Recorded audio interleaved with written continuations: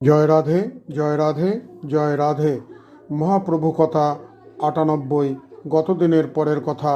শ্রী অদ্বৈতের প্রভুর প্রতি সন্দেহ হইবার কারণ আছে। তিনি তো শিব, পূর্বেও ব্রহ্মা ও ইন্দ্র শ্রীকৃষ্ণকে চিনতে পারে নাই।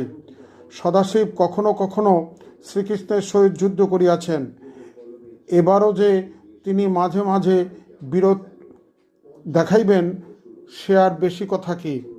শ্রী ভগবানের গাঢ় বিশ্বাস সহজে হয় না। বিশ্বাস আসে আবার যায়।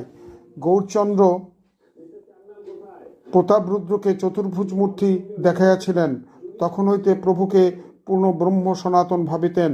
পরে আবার অবিশ্বাস এসেছিল। ভগবান গৌরহরির তিনি কৃষ্ণ, তিনি বিশ্বব্রহ্ম, তিনি ভগবান। এই কলিতে মানবকে করুণা করিবার জন্য প্রেম ভিখারী হয়ে এই ধরাধামে এসেছেন।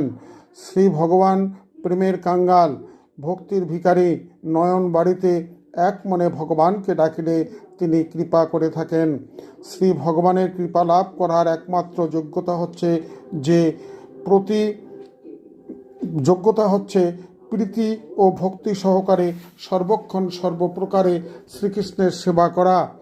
এই পৃথিবীতে সবচেয়ে শ্রেষ্ঠ পন্থা হচ্ছে ভগবান শ্রীকৃষ্ণের ভাবনায় ভাবিত হওয়া। আজ পৃথিবী জুড়ে বিভিন্ন সম্প্রদায়ভুক্ত জীব শ্রীকৃষ্ণ ভাবনায় ভাবিত হয়ে নিজেকে উৎসর্গ করিতেছেন, কিন্তু আমরা হিন্দু সনাতন ধর্মের হইয়াও সঠিকভাবে কৃষ্ণ ভাবনায় ভাবিত হইতে পারি নাই। এর পরের কথা গোবিন্দ কৃপা করলে আগামী দিন বর্ণনা করা হবে। জয় রাধে, জয় রাধে, জয় রাধে।